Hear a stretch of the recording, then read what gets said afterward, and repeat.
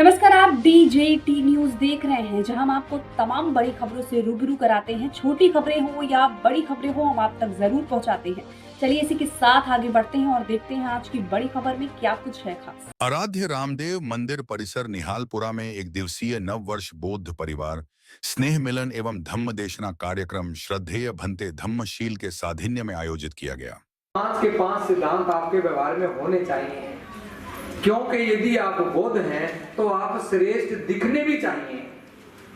आपका उठना, आपका बैठना, आपका बोलना, आपका चलना, आपका खाना पीना, हर चीज श्रेष्ठता में नजर आनी चाहिए। तभी दूसरे लोग आपसे प्रभावित होंगे, जानने लगेंगे और पूछने लगेंगे ये लोग कौन हैं, तो फिर कहेंगे ये तो बौद्ध लोग हैं। इसलिए आप बौद्ध बने और श्रेष्ठता के पथ पर लगातार चलते चलें। इसी की जरूरत के मुताबिक अभी 15-16 जून को राजस्थान के जयपुर में पूरे देश के लोग इकट्ठे हुए, भिक्षु भी इकट्ठे हुए, दूसरे देशों से भी भिक्षु आए और बौद्धों की आचार संहिता पे चर्चा हुई कि बौद्धों की आचार संहिता भी होनी चाहिए। जैसे दूसरी जो व्यवस्थाएं हैं उनकी अपनी अपनी आचार संहिता है, उनकी अपनी अपनी सामाजिक व्यवस्था है, तो बौद्धों की भी अपनी होनी चाहिए। तो इस पे विचार किया गया और सुबह उठ करके शाम के सोते वक्त तक बौद्धों को क्या करना चाहिए, जन्म से लेकर मृत्यु तक क्या करना चाहिए, हर चीज के ऊपर पूरे विस्तार से 2 दिन चर्चा हुई। आप में से भी कुछ लोग उसमें होंगे। उसके बाद जो उस सभा में पास हुआ, फिर वो लिखित में आया और 10 नवंबर को वो आचार संहिता ग्रेटर नोएडा के उत्तर प्रदेश के गौतम बुद्ध नगर में गौतम बुद्ध यूनिवर्सिटी में वो आचार संहिता उसका इनॉग्रेशन हुआ। और उसके बाद हमारे पास एक लिखित दस्तावेज हो गया कि बौद्धों को क्या करना है और बौद्धों को क्या नहीं करना है।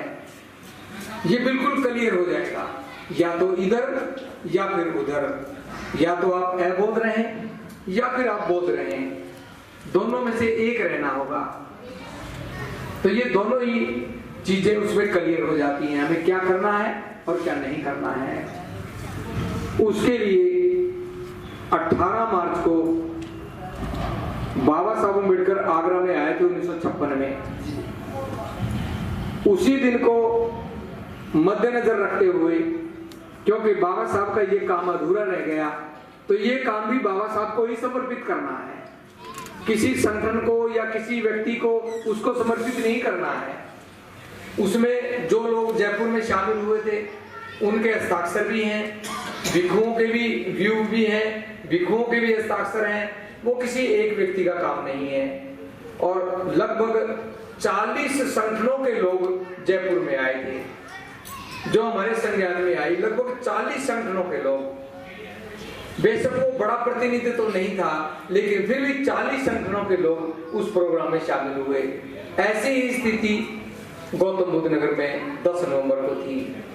और आगरा का जो प्रोग्राम श्रद्धेय भंते जी के नेतृत्व में जो होता है, उसमें 100 से ज्यादा संगठनों की भागीदारी होती है और अपने अपने स्वागत भी करते हैं, फूलों की बारिश भी करते हैं, स्टॉल भी लगाते हैं।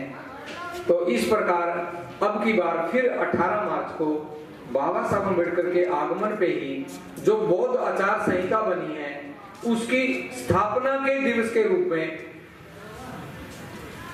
उसको उत्सव के रूप में मनाया जाएगा। बाबा साहब को ही वो समर्पित होगी, ताकि जितने भी लोग आएंगे वो लोग इस आचार संहिता को स्वीकार करें, अपने घर में भी ले जाएं, औरों को भी पढ़ाएं, औरों को भी दें। जो लोग इसको मानेंगे वो आपस में ही शादी करेंगे, उसमें लिखा है। जब आपस में शादी करेंगे तो बौद्धों की शादी होगी। फिर ऐसा नहीं है कि एक अबौद्ध है और एक बौद्ध है, मैं क्या करूं जी, लड़की वाला नहीं मानता, लड़की वाला कहे जी मैं क्या करूं, लड़के वाला नहीं मानता। फिर आपके पास एक जगह हो जाएगी कि बौद्ध लोग कहाँ हैं, और उनकी एक सूची बनती जाएगी, और फिर बौद्ध लोग आपस में शादी करने लगेंगे। जब दोनों को पता है कि शादी में खर्च करना ही नहीं है, तो फिर आपकी फिजूल खर्ची भी बचेगी, और जब फिजूल खर्ची बचेगी, जो पैसा बचा वो अपने कारोबार पे लगाओ। फिर जन्म पे भी, दीक्षांत में भी पैसा नहीं लगेगा, मृत्यु भोज में भी पैसा नहीं लगेगा, दावत नहीं होगी, क्योंकि इस आचार संहिता का उद्देश्य है, क्योंकि ये सामाजिक व्यवस्था है। तो जो भी बौद्ध बनेगा उसके लिए हिदायत है कि वो संकल्पित हो कि मैं ना बारात में जाऊंगा और मैं ना दावत खाऊंगा। जब वो बारात में नहीं जाएगा और दावत नहीं खाएगा तो फिर खर्च किस बात का है। बिना पैसे के शादी होगी, जो पैसा बचा या तो कारोबार पे लगाओ, शादी वाले दिन ही दुकान खोलो, शादी से अगले दिन उद्घाटन करो, और रिश्तेदारों को, मित्रों को, संबंधियों को बुलाओ। एक एक जो कटोरी है वो आप उनको पायस की खिलाओ, और सभी को लड़का लड़की मत दिखाओ, वो दुकान दिखाओ, सामान दिखाओ कि इस दुकान में ये सामान है, हमने अपना कारोबार शुरू किया है शादी के अवसर पर। अभी तक जो शादियां हो रही हैं अबौद्धों की, उसमें शादी से अगले दिन कर्ज की लिस्ट बन जाती है, बनती है कि नहीं बनती है। अब फिर बौद्ध बनने के बाद क्या होगा, ये आचार संहिता लागू होने के बाद क्या होगा। पैसा हमने कारोबार पे लगाया, दावत पे नहीं लगाया, बारात पे नहीं लगाया, घोड़ी पे नहीं लगाया, कारोबार पे लगाया। अगले ही दिन जब लोग आएंगे देखने के लिए तो वो सामान भी लेके जाएंगे, तो कमाई हुई कि नहीं हुई। ये है अपनी व्यवस्था बनाने का कमाल।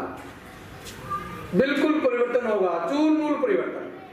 समाज का कोई भी, बौद्ध समाज का कोई भी व्यक्ति कर्जवान नहीं होगा। और जब वो कर्जवान नहीं होगा और शादी पे उसका कारोबार चल पड़ेगा, जन्म पे और मृत्यु पे वो कॉलेज यूनिवर्सिटियों के लिए दान देना शुरू करेगा, तो फिर समझ जाना अब बौद्धों की व्यवस्था प्रफुल्लित होने लगी। बेशक 1600 साल के बाद हो रही हो, लेकिन एक बार फिर से ये व्यवस्था शुरू हो जाएगी।